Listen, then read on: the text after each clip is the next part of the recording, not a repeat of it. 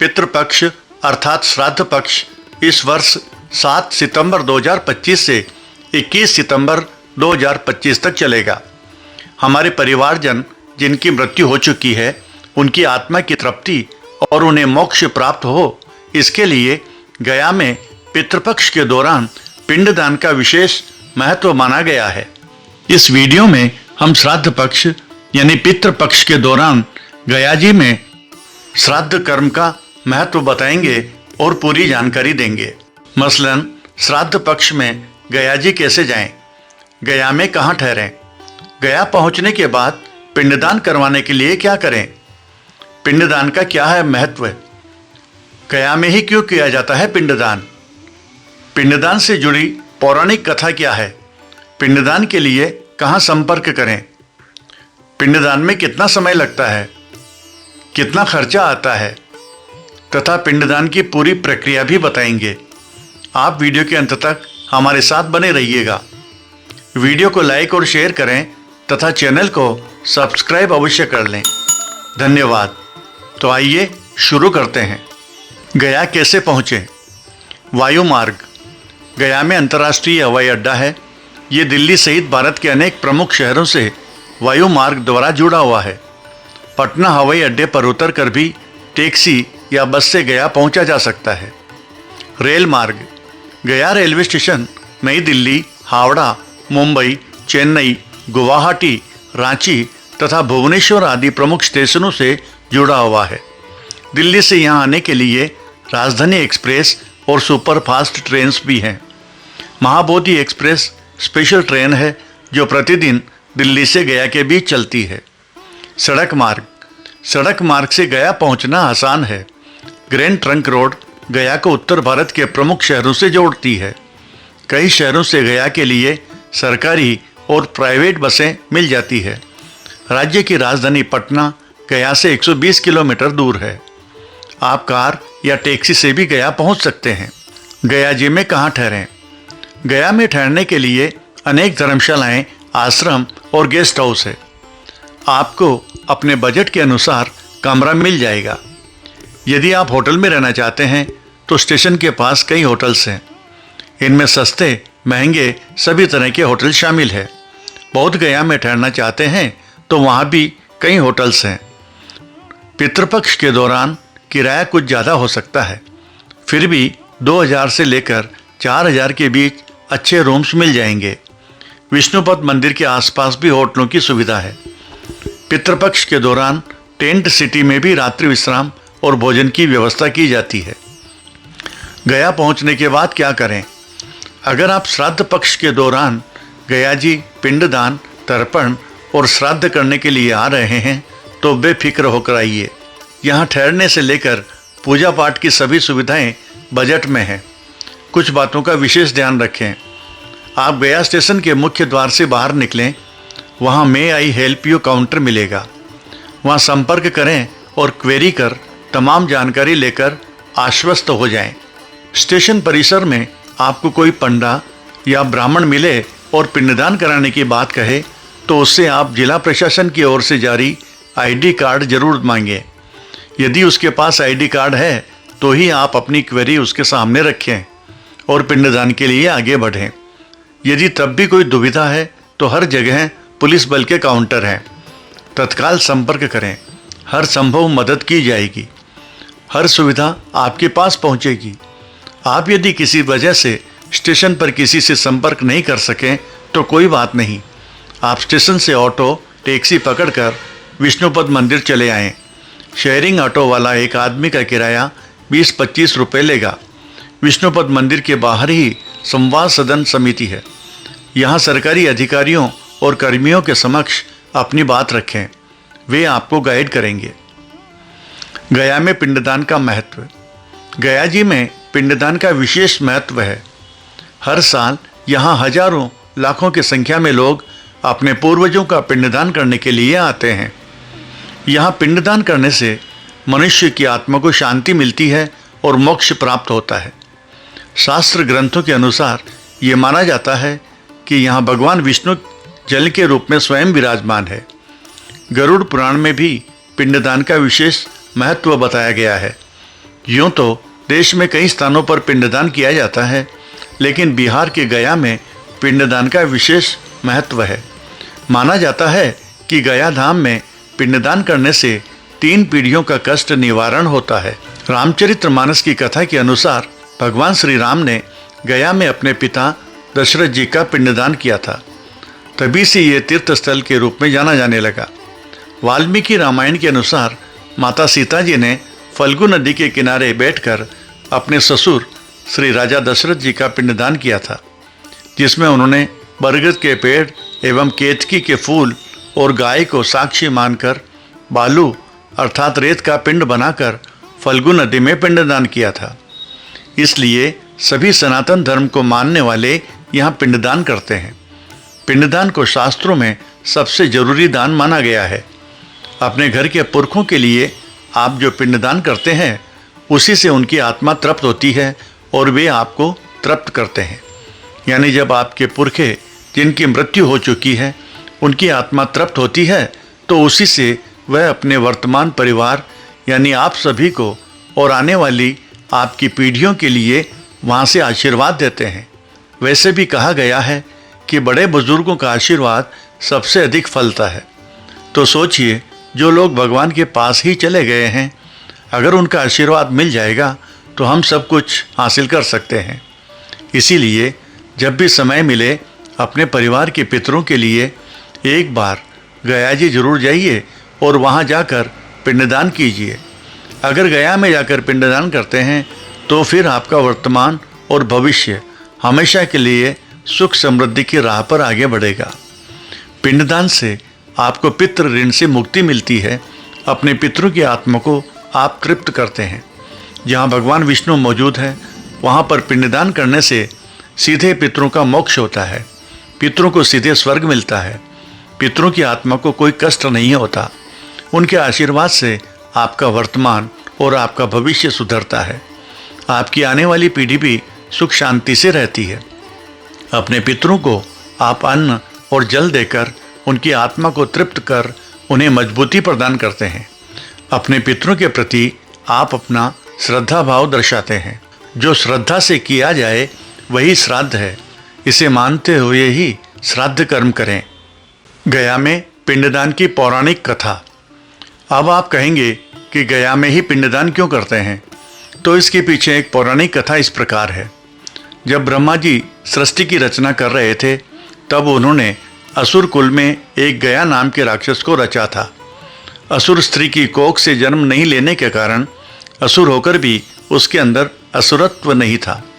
लेकिन गया नामक राक्षस को ये लगता था कि अगर उसने कुछ बड़ा नहीं किया तो उसे शायद असुर कुल में सम्मान नहीं मिलेगा। इस कारण उसने भगवान विष्णु की कड़ी तपस्या शुरू कर दी। भगवान प्रसन्न हुए और उन्होंने दर्शन दिए। भगवान ने आशीर्वाद मांगने को कहा। तब गया ने कहा, आप मेरे शरीर में खुद वास कीजिए ताकि मुझे जो भी देखे उसके हर पाप नष्ट हो जाए और वह जीव पुण्य आत्मा बने, उसका मोक्ष हो जाए, उसे स्वर्ग मिले। भगवान विष्णु उससे खुश थे तो उन्होंने ये आशीर्वाद दे दिया और अपने धाम लौट गए। लेकिन इधर एक चीज़ गड़बड़ होने लगी। जो भी गया को देखता वो कितना भी पापी हो उसका मोक्ष हो जाता, वह स्वर्ग पहुंच जाता। इससे देवता लोग घबरा गए और भगवान की शरण में गए। भगवान ने सभी देवताओं को कहा कि आप परेशान न हो, उसका अंत मैं खुद करूँगा। चूँकि भगवान के भीतर वास करने के कारण यमराज खुद उसे नहीं मार सकते थे। ऐसे में एक बार जब गयासुर कीकट देश में जाकर भगवान की भक्ति में लीन हो शयन करने लगा, तभी भगवान की गदा से उसकी यह लीला खत्म हो गई। यानी उसे भगवान ने मार दिया। लेकिन मरने से पहले गयासुर ने भगवान से ये वरदान मांगा कि भगवान खुद यहाँ जल में विराजमान रहें और जो भी यहाँ पर अपने पितरों का श्राद्ध करे उसकी आत्मा मुक्त हो जाए, उसे मोक्ष मिल जाए। भगवान ने मरते हुए गयासुर को ये आशीर्वाद दे दिया। माना जाता है कि जहाँ पर गयासुर मरा उसे ही बाद में गया के नाम से जाना गया, जो कि आजकल बिहार में स्थित है। इसके बाद से ही हर कोई इस पवित्र जगह पर अपने पितरों को तर्पण करता है। यहाँ स्वयं भगवान विष्णु विराजमान है, इसलिए इसका महत्व और बढ़ जाता है। गया में पिंडदान कहाँ होता है? गया में करीब 40 से अधिक जगह ऐसी है जहाँ पिंडदान होता है।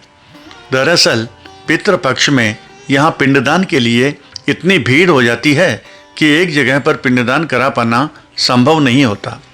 इसीलिए यहाँ पर पंडितों ने पिंडदान के लिए अलग अलग स्थान निर्धारित कर रखे हैं। इन निर्धारित स्थानों पर पंडित पहले से ही मौजूद रहते हैं। वहाँ पिंडदान की सामग्री भी मिल जाती है। ऐसे में आप आसानी से पिंडदान कर पाते हैं। गया में फल्गु नदी के तट पर ही ये श्राद्ध कर्म होता है।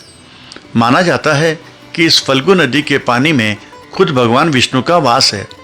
ऐसे में इस पानी से जो भी तर्पण आप करते हैं वो सीधे आपके पितरों तक पहुंचता है और उन्हें तृप्त कर देता है। फल्गु नदी के किनारे किनारे ही श्राद्ध कर्म के लिए पंडितों ने कई स्थान निर्धारित कर दिए हैं, लेकिन कुछ लोग फल्गु तट से अलग भी ले जाकर पिंडदान कराते हैं। पिंडदान में कितना समय लगता है? पिंडदान करना कोई साधारण काम नहीं है। अपने पितरों को सही से उन्हें स्वर्ग मिले, इसके लिए अगर आप पिंडदान की पूरी विधि करते हैं तो फिर कम से कम 7 दिन का समय इसमें लगता है। हालांकि आजकल लोगों के पास वक्त नहीं है। ऐसे में गया में भी तमाम पंडित जी लोग 1 घंटे में भी पिंडदान करा देते हैं।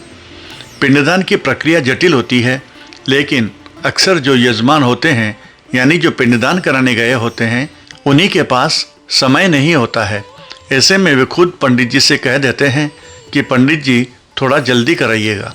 क्योंकि यजमान खुद कह रहे हैं कि जल्दी करा दीजिए, तो पंडित जी भी 1 घंटे में सब कुछ करा के उन्हें छोड़ देते हैं और यजमान को लगता है कि उन्होंने बहुत अच्छे से पिंडदान कर दिया है।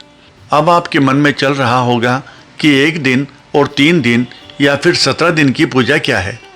गया में 17 दिनों का पिंडदान शहर व उसके आसपास स्थित 54 वेदियों पर कराया जाता है। हर वेदी का अलग अलग धार्मिक महत्व है। 54 वेदियों पर पिंडदान कराने से सभी तरह के दोष, पाप व बाधाएं दूर होती है। लोगों के पास समय की कमी को देखते हुए पिंडदान की प्रक्रिया को 3 दिन और 1 दिन में भी समेटने की व्यवस्था की गई है। 1 दिन में 3 वेदियों अक्षयवट, फल्गु और विष्णुपद पर पिंडदान कराया जाता है। 3 दिनों के प्रावधान में 8 वेदियों अक्षयवट, फल्गु नदी, विष्णुपद, प्रेतशिला, गयाकूप, वैतरणी, पिता महेश्वर और ब्रह्मयोनि पर पिंडदान कराए जाते हैं। लोग अपनी हैसियत के अनुसार निश्चित वेदियों पर ही पिंडदान कराते हैं। 1 दिन में 3 जगहों पर पिंडदान कराया जाता है। इसी तरह से हर दिन अलग अलग वेदियों पर पिंडदान कराए जाते हैं। जो 17 दिनों के लिए पिंडदान करने आते हैं उनके लिए पिंडदान तिथियों के अनुसार सभी पिंड वेदियों पर कराया जाता है। हालांकि ज़्यादातर लोग 1 या फिर 3 दिन का पिंडदान करते हैं। अगर 17 दिन का पिंडदान कराते हैं तो गया जी में रुकने से लेकर पूजा सामग्री, राशन सामग्री आदि की व्यवस्था के लिए आप विष्णुपद मंदिर के समक्ष संवाद सदन समिति की मदद ले सकते हैं। पिंडदान पर कितना खर्चा आता है? दोस्तों, पिंडदान का खर्चा आप पर निर्भर करता है। यथाशक्ति ही पिंडदान कीजिए, दिखावे में मत आइएगा। आपकी जितनी क्षमता है उस हिसाब से दान कीजिए। हाँ, ये जरूर है कि ऐसी जगहों पर कुछ पंडित लोग लालच में आ जाते हैं और ज़्यादा पैसा मांगते हैं, लेकिन आप कई पंडितों से बात करेंगे तो ज़रूर कुछ ऐसे मिल जाएंगे जो कम पैसों में ही आपका सारा पिंडदान प्रक्रिया को संपन्न करा देंगे। गया में अगर 4-5 वेदी बनाकर 2 या 3 पुजारी पिंडदान में लगेंगे और 3 घंटे या उससे अधिक अगर पूजा चलती है तो आपको हर एक पंडित जी को 2000 रुपये देने होंगे। यानी मान कर चलिए कि 5 से 6000 रुपये आपके पंडित जी पर खर्च होंगे। आपको सबसे पहले ये तय कर लेना चाहिए कि आपको पूजा पाठ 1 दिन में या फिर 3 दिन में या फिर 17 दिनों में संपन्न करानी है। 1 दिन में संपन्न करानी है तो 5000 से 10000 रुपये खर्च हो सकते हैं। इसी हिसाब से 3 दिन और फिर 17 दिनों में खर्च होगा। इसमें दान के सामान भी जुड़े हुए हैं, लेकिन ये सब पिंडदान करने वालों पर निर्भर करता है।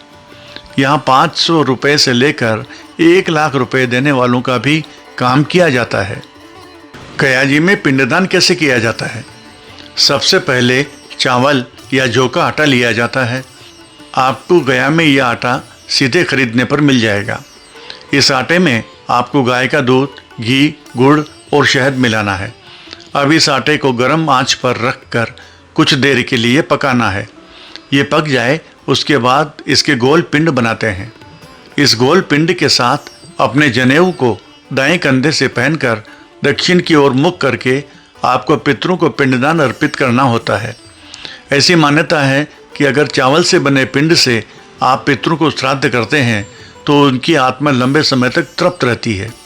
कुछ लोग साधारण आटे से पिंड बनाते हैं, जो कि गलत है। कभी भी ऐसी गलती ना करें, वरना आपके पितरों की आत्मा कभी भी तृप्त नहीं होगी। कम से कम 3 पीढ़ी के लिए पिंडदान करना चाहिए।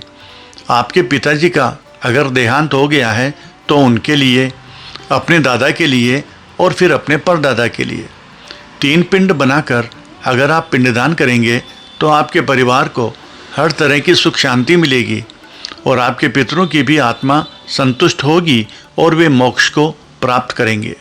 गया जी कब जाना चाहिए? वैसे तो आप गया जी कभी भी जा सकते हैं और पिंडदान करा सकते हैं, लेकिन सबसे अधिक फल पितृपक्ष में ही मिलता है। अगर आप पितृपक्ष में यहाँ जाकर अपने पितरों का श्राद्ध करते हैं तो आप पुण्य के भागी होते हैं और पितरों को मोक्ष मिलता है। इस बार 7 सितंबर से पितृपक्ष शुरू हो रहा है, जो 21 सितंबर 2025 तक चलेगा। ऐसे में इस बीच किसी भी दिन आप गया जाकर पितरों के लिए श्राद्ध कर्म कर सकते हैं, तर्पण कर सकते हैं। कुछ लोग पूछते हैं कि किस दिन जाएं, तो इसका जवाब यही है कि हर एक दिन इसके लिए शुभ है। गया जी में दर्शनीय एवं पर्यटन स्थल। आप गया जी की यात्रा पर जा रहे हैं तो समय निकालकर यहाँ के दर्शनीय एवं पर्यटन स्थलों की भी विजिट करना नहीं भूलें। द ग्रेट बुद्धा स्टेच्यू, भगवान श्री हरि विष्णुपद मंदिर, मुचलिंडा झील, शाही भूटान मठ, माता डुंगेश्वरी मंदिर, माता मंगला गौरी मंदिर, वटथाई का मठ, महाबोधि मंदिर।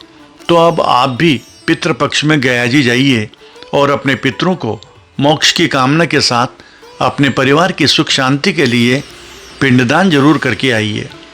आपको ये वीडियो कैसा लगा, कृपया कमेंट्स बॉक्स में कमेंट्स करना नहीं भूलें।